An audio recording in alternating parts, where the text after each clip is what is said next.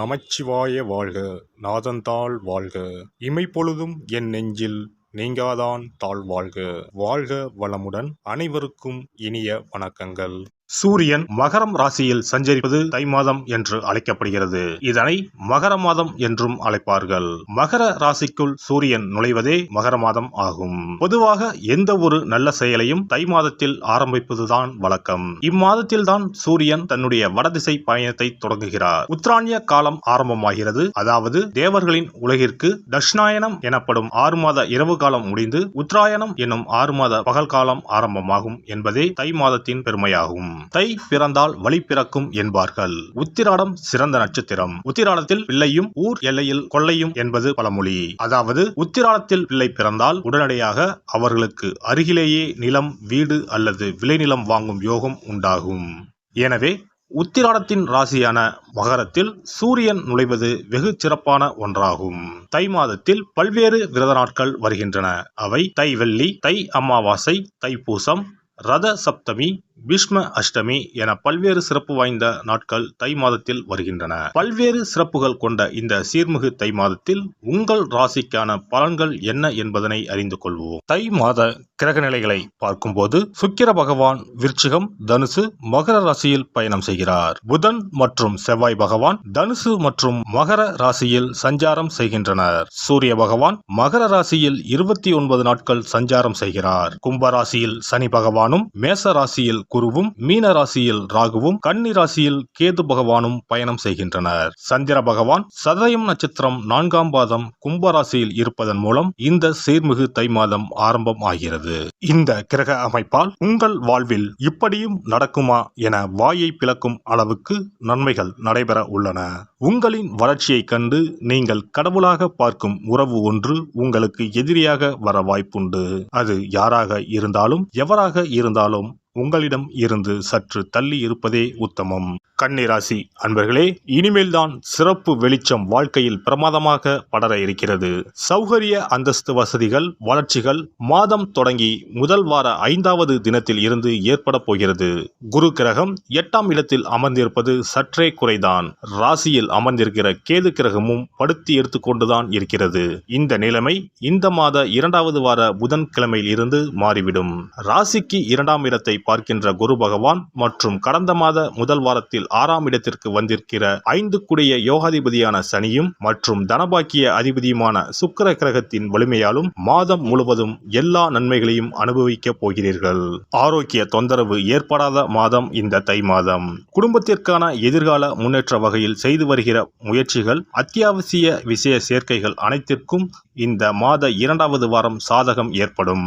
வாரிசுகளின் எதிர்கால உயர்வு குறித்த கவலை விலகும். அஸ்தம் நட்சத்திரக்காரர்களின் மன வாழ்க்கை சங்கட நெருக்கடிகள், பிரச்சனைகள், கோர்ட் கவலை, காவல்துறை, பஞ்சாயத்து வழக்கு விவகாரங்கள் இந்த மாத 16ஆம் தினத்துக்கு பிறகுதான் தீரும். அனைவருக்கும் உத்தியோகம், பணி, பதவி விஷயங்கள் நெருக்கடி, தடை தடங்கள் ஏற்படுத்தாமல் நகரப்போகிறது இந்த தை மாதம்.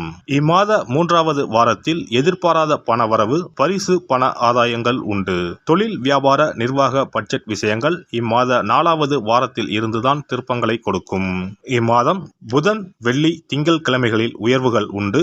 இம்மாதம் 1, 2, 4, 9, 16, 18, 23, 25, 30வது நாட்களில் எதிர்கால உயர்வுகளுக்கான அத்தனை சாதக அதிர்ஷ்ட காரிய பலிதங்கள் உண்டாகி எதிர்பாராத அதிர்ஷ்டங்களும் உண்டு. பெண்களுக்கு தொழில் நிமித்தமான மற்றும் எதிர்காலம் சார்ந்த சிந்தனைகள் மேம்படும். கணவன் மனைவிக்கு இடையே புரிதல் ஏற்படும். சுப காரியத்தில் இருந்து வந்த தடைகள் விலகும். உறவினர்கள் வழியில் ஒற்றுமையும் ஆதரவும் உண்டாகும். வயிறு சம்பந்தப்பட்ட பாதிப்புகள் குறையும். குழந்தைகளிடம் கோபத்தை வெளிப்படுத்தாமல் கனிவுடன் செயல்படவும். ஆடம்பர பொருட்கள் மீது ஆர்வம் அதிகரிக்கும். மாணவர்களுக்கு அடிப்படை கல்வியில் தெளிவுகள் பிறக்கும். அன்றைய பாடங்களை அன்றே முடிப்பது நல்லது. நண்பர்களின் தன்மைகளை அறிந்து நட்பு வைத்துக் கொள்ளவும். அதிவேக பயணத்தினை தவிர்க்கவும். விளையாட்டு போட்டிகளில் சற்று விழிப்புணர்வுடன் இருக்கவும். புதிய நபர்களின் அறிமுகங்களின் மூலம் சில மாற்றமான சூழல் உண்டாகும். உத்தியோகஸ்தர்களுக்கு உத்தியோக பணிகளில் உங்கள் திறமைகள் வெளிப்படும். சக ஊழியர்களிடம் சூழ்நிலைக்கு ஏற்ப அனுசரித்து நடந்து கொள்ளவும். மற்றவர்களின் தனிப்பட்ட விஷயங்களை பெரிதுபடுத்துவதை தவிர்க்கவும். விவேகத்துடன் கூடிய முயற்சிகள் நல்ல ஒரு மாற்றத்தை ஏற்படுத்தும். கொடுக்கல் வாங்கலை குறைத்துக் கொள்வது நல்லது. பயனற்ற விவாதங்களை தவிர்த்து கொள்ளவும். வர்த்தக கடன் சார்ந்த பிரச்சனைகள் குறையும். வியாபாரிகளுக்கு வியாபார பணிகளில் புதிய வாடிக்கையாளர்களை கவர்வதற்காக புதிய வியூகங்களை அமைப்பீர்கள். வியாபார ஸ்தல மாற்றம் தொடர்பான எண்ணங்கள் அதிகரிக்கும். விலை உயர்ந்த பொருட்கள் தொடர்பான வியாபாரத்தில் கவனம் வேண்டும். கூட்டு வியாபாரத்தில் சூழ்நிலைக்கு ஏற்ப அனுசரித்து நடந்து கொள்ளவும். மறைமுகமான வழிகளில் போட்டிகள் அதிகரிக்கும். மற்றவர்களை நம்பி செயல்களில் ஈடுபடுவதை விட நீங்களாகவே முயற்சி செய்து கற்றுக்கொள்வது நல்லது. கலைஞர்களுக்கு புதிய வாய்ப்புகள் கிடைக்கும். பொருளாதாரத்தில் இருந்த ஏற்ற இறக்கங்கள் விலகும். வித்தியாசமான முயற்சிகளின் மூலம் திறமைகள் வெளிப்பட்டு புதிய ஒப்பந்தங்கள் கைகூடும். மறைமுகமாக இருந்து வந்த படைப்புகள் வெளிப்பட்டு பாராட்டையும் மதிப்பையும் ஏற்படுத்தி கொடுக்கும். அரசு வழியில் மதிப்பும் மரியாதையும் கிடைக்கப் பெறுவீர்கள். அரசியல்வாதிகள் எந்த ஒரு செயலிலும் நிதானத்துடனும் நேர்மறை சிந்தனையுடனும் செயல்பட்டால் நன்மதிப்பு மேன்மையும் உருவாகும். உணர்ச்சி வசமான பேச்சுக்களை தவிர்ப்பது நல்லது. கட்சி நிமித்தமான வாக்குறுதிகளை அளிக்கும் பொழுது மேலிடத்தில் அனுமதி கிடைத்தால் மட்டும் செயல்படுத்தவும். சிறு சிறு பயண வாய்ப்புகளின் மூலம் புதிய வாய்ப்புகள் கிடைக்கும். திருவரங்கத்தில் வீற்றிருக்கும் அரங்கநாதரை வழிபாடு செய்து வர சிந்தனையில் இருந்த குழப்பமும் மனதில் இருந்த பயமும் விலகி தெளிவும் புத்துணர்ச்சியும் பெறுவீர்கள். இனி தை மாதத்தில் கடைபிடிக்க வேண்டிய முக்கியமான விரதங்கள் என்னென்ன என்பதனை காண்போம். தை மாதத்தில் தைப்பூசம், தை அமாவாசை, ரத சப்தமி போன்ற விழாக்களையும் பைரவ வழிபாடு, வீரபத்திரர் வழிபாடு, தை வெள்ளி வழிபாடு போன்ற வழிபாட்டு முறைகளையும் இம்மாதத்தில் பின்பற்றுகின்றனர். தை கிருத்திகை முருகப்பெருமானுக்கு மிகவும் சிறப்பு வாய்ந்த நாளாகும். கார்த்திகை பெண்களை சிறப்பிக்கும் வண்ணம் கிருத்திகை திருவிழா கொண்டாடப்படுகிறது. ஆண்டுக்கு 3 கார்த்திகை தினங்கள் மிக முக்கியத்துவம் பெறும். அவை தை மாதம் வரும் தை கிருத்திகை, கார்த்திகை மாதம் வரும் பெரிய கிருத்திகை மற்றும் ஆடி மாதத்தில் வரும் ஆடி கிருத்திகை. தை மாதத்தில் வரும் கிருத்திகையில் விரதம் இருந்து முருகப்பெருமானை வணங்கி வழிபாடு செய்தால் நிச்சயம் திருமண தடை நீங்கும். புத்திர பாக்கியம் கிடைக்கும் என்பது ஐதீகம். தை மாதத்தில் வரும் பௌர்ணமியோடு கூடிய பூச நட்சத்திரத்தில் தைப்பூசம் கொண்டாடப்படுகிறது. இந்நாளில் சிவபெருமான் மற்றும் முருக கடவுளுக்கு வழிபாடு நடத்தப்படுகிறது. உமையம்மை வேலவனுக்கு சக்தி வேலை வழங்கிய நாள் தைப்பூசம் என்றும் கருதப்பட்டு வழிபாடு மேற்கொள்ளப்படுகிறது. இந்த தைப்பூச திருவிழா உலகெங்கும் உள்ள தமிழர்களால் சிறப்பாக கொண்டாடப்படுகிறது. தை அமாவாசை. தை அமாவாசை அன்று மக்கள் தங்கள் முன்னோர்களுக்கு தர்ப்பணம் எனப்படும் வழிபாட்டினை மேற்கொள்கின்றனர். ஆறு, குளம், கடல் போன்ற நீர்நிலைகளில் இவ்வழிபாடு மேற்கொள்ளப்படுகிறது. தை மாத அமாவாசையும் ஆடி மாத அமாவாசையையும் மகாலய அமாவாசையையும் முன்னோர்களுக்கான வழிபாட்டிற்கு உகந்தவை என கருதப்படுகின்றன. இவ்வழிபாட்டின் மூலம் தாங்கள் செய்த பாவங்கள் நீங்குவதாகவும் குழந்தை பேறு, குடும்பத்தில் ஒற்றுமை, சுபிட்சம், மகிழ்ச்சி ஆகியவை கிடைப்பதாகவும் கருதப்படுகிறது. ரத சப்தமி. ரத சப்தமி என்பது தை மாதத்தின் வளர்பிறையில் வரும் சப்தமி திதி அன்று கொண்டாடப்படுகிறது. இந்நாளில்தான் சூரியன் தனது வட அரைக்கோள பயணத்தை தொடங்குகிறார். இந்நாளில் விரதம் மேற்கொள்வதால் ஆரோக்கியம், நோய் இல்லாமை, செல்வம், புத்திரப்பேறு, நீண்ட ஆயுள், பகைவர்களை வெல்லும் சக்தி, வெற்றி, நிலம், தானியம், புண்ணியம் ஆகியவை கிடைக்கும். மேலும் மனக்கவலை, வியாதி ஆகியவற்றை நீக்கும். வழியில்லாமல் தவிக்கும் போது வழிகாட்டும் இந்த ரத சப்தமி. பைரவ வழிபாடு. தை மாதத்தில் வரும் முதல் செவ்வாய்க்கிழமையில் இவ்விரதம் கடைபிடிக்கப்படுகிறது. தாமரை பூ மாலை, வில்வ மாலை, தும்பை பூ மாலை, சந்தன மாலை ஆகியவை பைரவருக்கு உகந்ததாக கூறப்படுகிறது.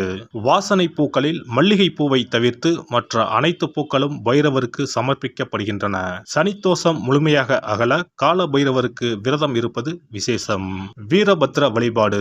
வீரபத்ர வழிபாடு என்பது செவ்வாய் தோறும் ஓராண்டு காலம் கடைபிடிக்கப்படுகிறது. ஓராண்டு வழிபட முடியாதவர்கள் தை மாத செவ்வாய்க்கிழமையில் மட்டுமாவது இந்த வழிபாட்டினை கடைபிடிக்கலாம். இவ்வழிபாட்டை மேற்கொள்வதால் நீங்காத தடையும் நீங்கும், தீராத பகையும் தீரும், நவ கிரக பாதிப்புகளில் இருந்து நம்மை காக்கும். தை வெள்ளி வழிபாடு. உத்தராயண காலத்தின் ஆரம்ப மாதமான தையில் வரும் வெள்ளிக்கிழமையில் அம்மன் வழிபாடு மேற்கொள்ளப்படுகிறது. அன்றைய தினங்களில் அபிராமி அந்தாதி, சௌந்தர்ய லகரி உள்ளிட்ட அம்மன் குறித்த பாடல்களை பாடி வழிபாடு மேற்கொள்ளப்படுகிறது. தை மாதத்தில் வரும் திருவிழாக்களை கொண்டாடி வழிபாட்டு முறைகளை பின்பற்றி இறையருள் கிடைக்கப்பெற்று வளமான வாழ்வு வாழ்வோம். எல்லாம் வல்ல இறையருளால் நீங்களும் உங்கள் அன்பு குடும்பமும் உடல் நலம், நீலாயுள், நிறை செல்வம், உயர் புகழ், மெய்ஞானம் ஓங்கி வாழ்க வளமுடன்.